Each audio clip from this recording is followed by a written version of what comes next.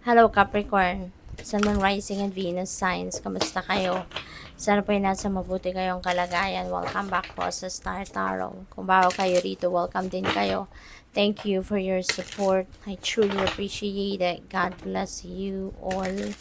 Capricorn, pauna mensahe ninyo, power. Ayan. So, you are going to reclaim your power. So, napakaganda. Kasi yung personal power ninyo, yung willpower ninyo, that will be on display na from here on. Kasi mababawi mo na siya, no? At muli, no, you will be able to manage your life. You're going to finally run your life na, no? Sa ngayon. Kaya napakaganda nito. This is like your tagumpay, 'di ba? After ng mahirap na sitwasyon, you were dictated by someone. Ngayon, no? Mababawi mo na ang inyong sarili, kumbaga, no? Kasi ikaw na ngayon yung makakapagdesisyon para sa sarili mo. We have ascension lift. Prepare for rapid spiritual growth. No? Be ready for opportunities. Kasi maraming pwedeng magbago sa buhay ninyo sa ngayon from here on. Kaya maging handa ka, no, sa iba't ibang klaseng oportunidad na dadating. Kasi papadalhan ka na ngayon ng maraming opportunities for various areas of life because God knows, no? God knows na handa ka na para sa pagbabago. No? Kasi nagsimula ka nang bawiin kung ano ang para sa'yo. So, what else?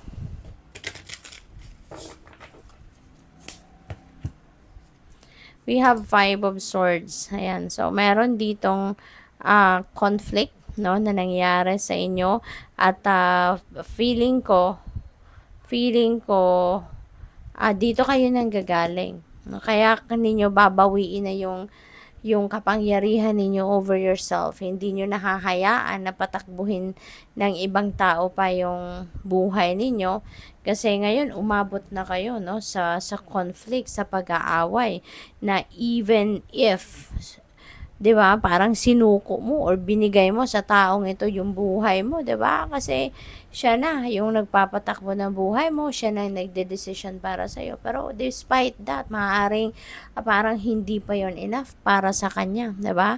Parang siguro that person is still demanding a lot from you, no, na siya na ngayon nagpapaikot sa buhay mo, 'di ba? Kaya maaari ngayon maglalakas ka na ng loob na teka lang, 'di ba? I've given you enough power sa sarili ko, sa buhay ko, pero still not good enough para sa iyo. Kaya eto na, maaaring maglalakas ng loob ka na bawiin na, no, ang kapangyarihan mo over yourself. Maglalakas ng loob ka na, no, na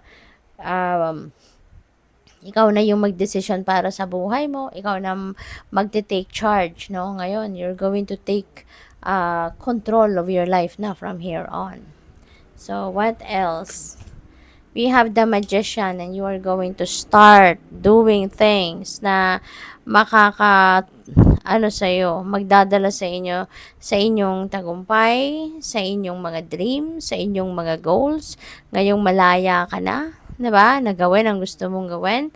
Magdesisyon para sa sarili mo. Now you're going to stand on your toes. No, you're getting on your toes na, and you're going to start taking action, no, sa mga bagay na dapat ninyong gawin para ma-achieve mo kung ano man ang mga bagay na gusto mong ma-achieve sa buhay. Katulad na lamang ng mga dreams mo, ng mga heart's desires mo, ng mga goals ninyo. So you're ready to take action now.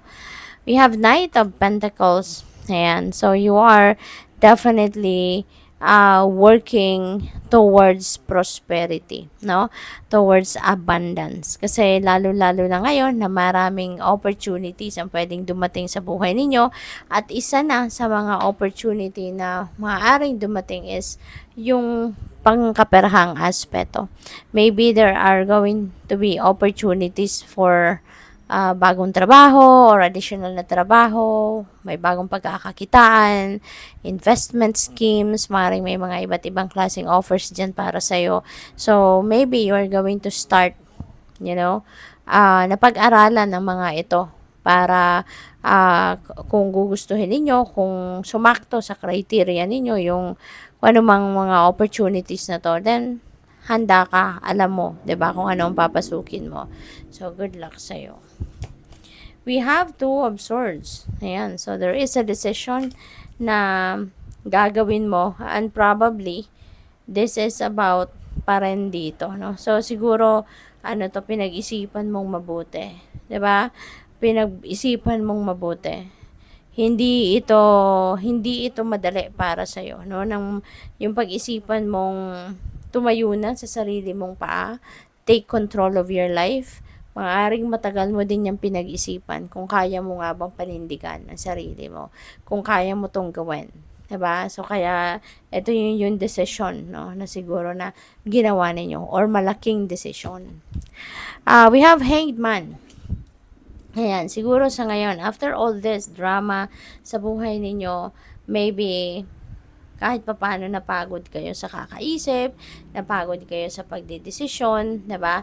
Kaya ngayon, merong pause, no, na hinihingi ang universe sa'yo. Pahinga ka muna, okay? Take a break, no? Before you embark on a new beginning, pahinga ka muna. Ibalato mo muna to sa sarili mo na take some time para sa sarili mo na makapagnilay-nilay, makapagmuni-muni, makapag tawag dito, makapag isip-isip muna, 'di ba? At mapag-isipan mo munang mabuti what are the things that you need to do right now, 'di ba? Para umusad kayo ng tama, no? Makapag-move forward kayo sa buhay ng tama ang direksyon na tatahakin ninyo. And pwede rin na marami pa kayong bagay, no, na kailangang pag-isipan, 'di ba? Kasi parang you're going to start a new life. Parang you're going to tread towards a totally different path sa buhay ninyo, kasi maaring matagal na kayong nasanay, 'di ba, na hindi kayo nagde-decision para sa sarili ninyo. Pero ngayon, nagagawin niyo na 'yan para sa sarili ninyo, then maybe you need to be ready. 'Di ba? Kailangan mong handa ka muna physically, mentally, emotionally, and spiritually para hindi ka magkakamali, no? At wala kang aalinlangan, or ano mo 'yun, yung dapat handa ka para sa kahit ano. We have Four of Wands. Ayan, this is something that you're going to celebrate, no? Siguro yung pagkalas mo, no, from being dictated by someone, or for being run, no, by other people. Baka ngayon yan i-celebrate ninyo, 'di ba? Kasi maring matagal kang, alam mo 'yun, matagal kang pinaikot na kung sino man, ano, sa kanyang palad. But ngayon that you are going to reclaim your freedom, no? So that is something that you want to celebrate. Kasi kumbaga that is your victory. So maaring merong reunion din dito for some of you. Baka makakasama mo dito yung inyong pamilya, and you're going to celebrate with you, mga kaibigan, no? Or for whatever reason, 'di ba? Baka meron ditong social gatherings, no, na kasama ang inyong pamilya. So, good luck. Thank you for watching Love and Light. Namaste.